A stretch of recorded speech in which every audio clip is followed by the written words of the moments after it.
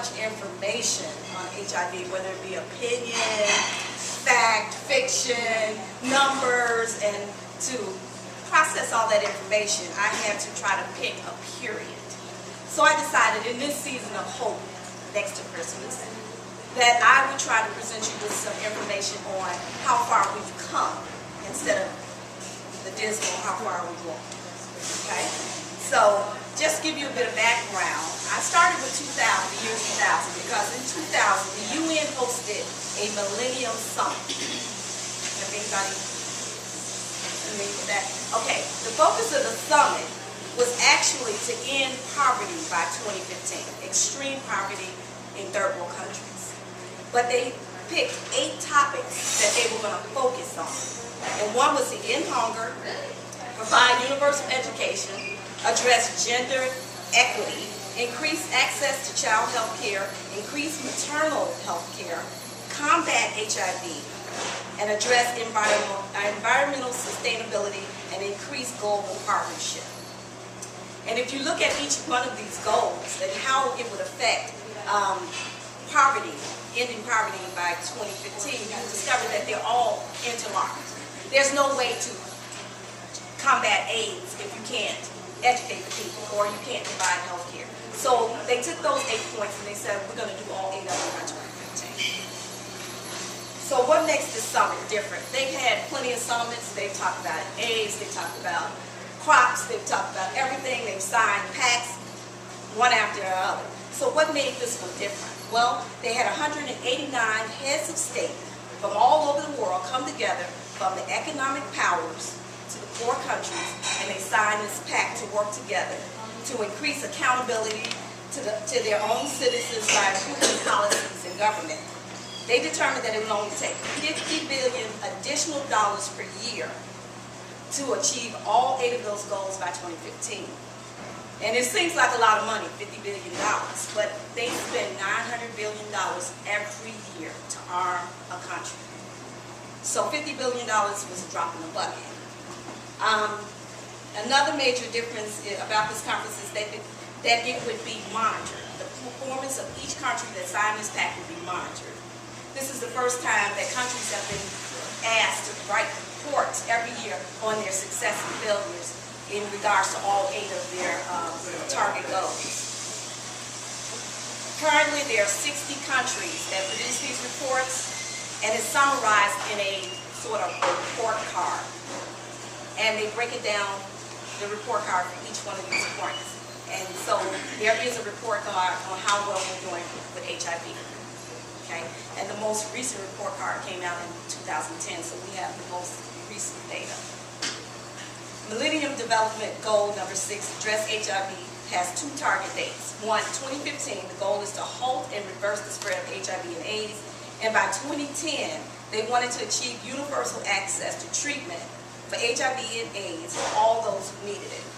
So far, from a global standpoint, we have a serious collaboration to work towards reversing the effects of HIV and AIDS worldwide. So now we're in 2010. 5 short years away from our target date. How much progress can we claim? I went to the UNAIDS report on global AIDS epidemics and found that the AIDS scorecard for 2010. And it's jam-packed with information. They have charts of every color, size, shape, and every issue you want to look at about AIDS. So I didn't bring all of that.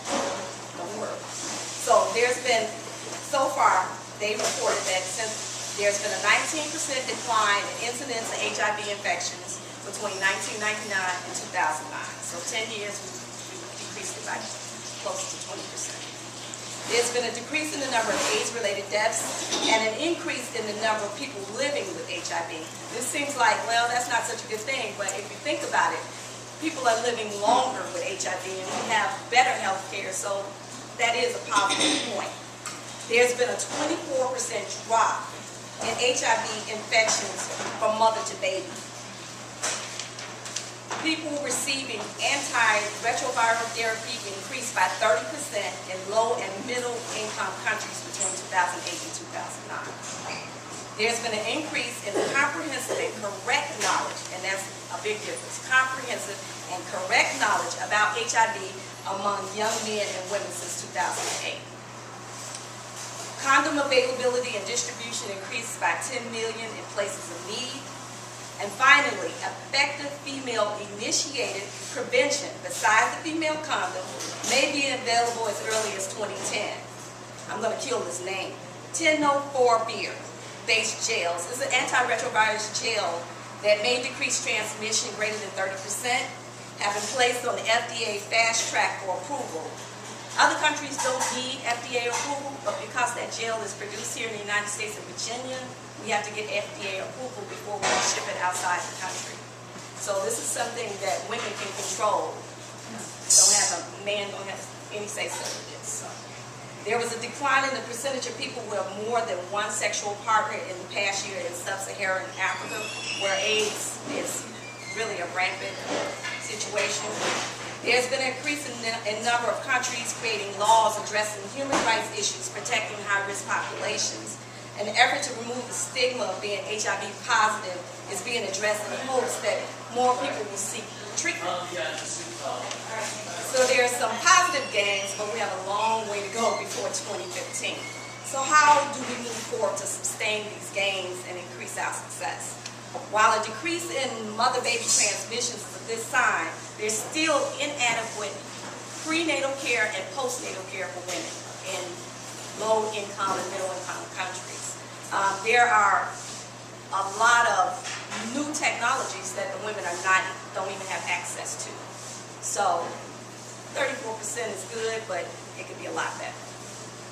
Young people are more aware about HIV and AIDS, but the goal was to have 95% globally educated, and right now we sit at only 34% of our young people are being educated about HIV. The goal of 100% people in need receiving antiretroviral drugs by 2010 was missed by 64%. Only 36% of the 15 million people who need the drug receive it. Only half of the countries reported having a specific budget for HIV programs addressing women and girls who are most vulnerable to rape and in sub-Saharan Africa. So they're falling down on that plan. So what's the plan? In order to win this fight, a new method of meeting needs of patients must be addressed. Access to treatment as well as the treatment needs need to be changed. Currently, antiviral drugs are expensive, short supply, and complicated to manage.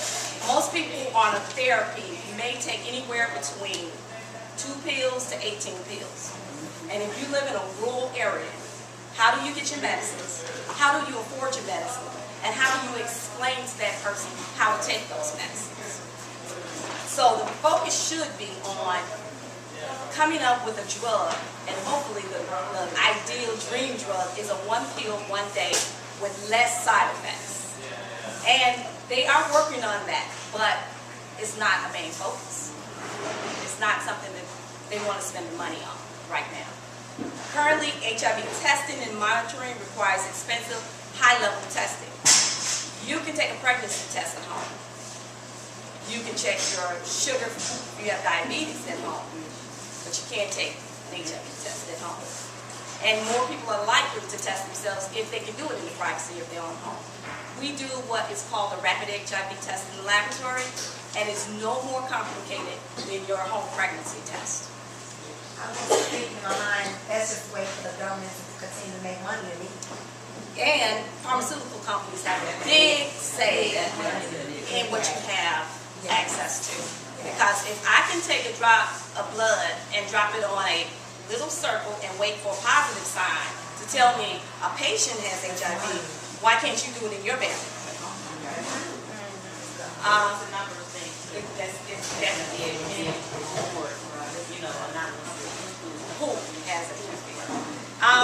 Also, to monitor your condition if you are HIV positive, there are no CD4 monitoring tests. That costs like a couple $1,000s for just somebody to take this tube and put it on a machine and watch it spin. There's no development going on for you to monitor your whole CD4 now, and they're not. I mean, there's no push. So that's something that needs to be addressed. And that's the only way we're gonna be able to fight the disease. I heard just a blip on the radio the other day about a drug that has been announced that will prevent HIV.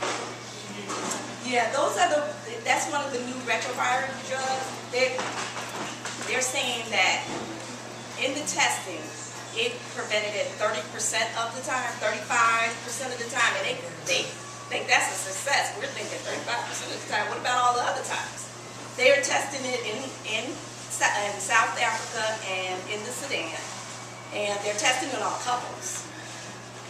Generally, it's a couple who one of the partners is HIV positive, and they've been given this drug to see if the other partner survives.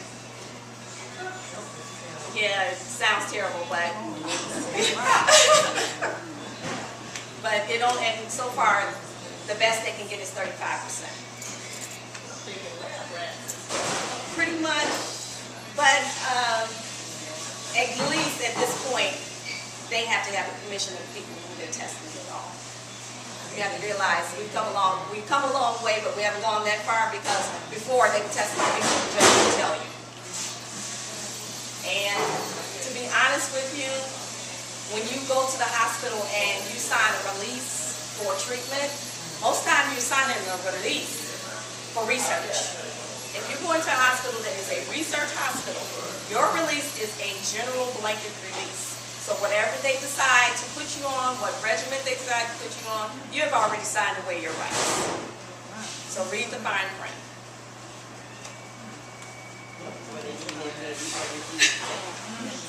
Yeah, you can refuse to take it. And anything they remove from you and profit from, you don't get paid either. It's already in the release. Any other questions? Well, that's it for me. That's all of the statistics I wrote down.